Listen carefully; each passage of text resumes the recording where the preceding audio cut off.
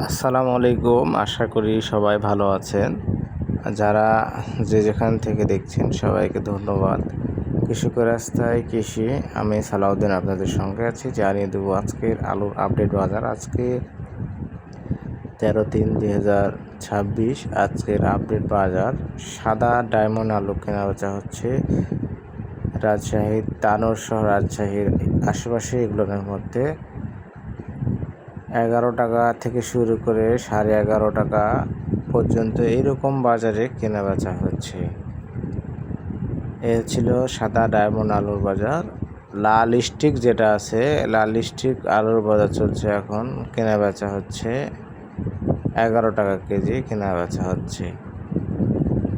আর অন্যান্য পাকড়ি বা অন্যান্য জাতের আলুগুলো বর্তমান রাজশাহীতে নেই, তবে রাজশাহী পাগমারাতে কিছু আলু আছে যে আলুগুলো 600 টাকা মন দরে কেনা বেচা হচ্ছিল।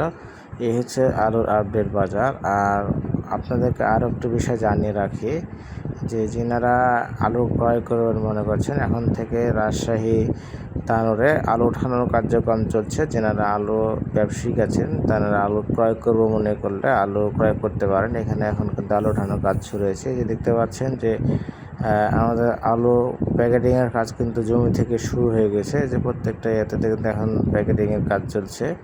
তাহলে প্যাকেটিংয়ের কাজ চললে এখানে কিন্তু আলু ওঠানোর কাজটাও সম্পন্ন হচ্ছে। যে দেখতে পাচ্ছেন জমি ফাঁকা টাকা যেগুলো ছিল আলু ওঠানো হয়েছে, যেগুলো ওঠানো হয়নি সেগুলো জমিতে এখনও গাছ পড়ে আছে। এই ছিল আজকের আপডেট। তবে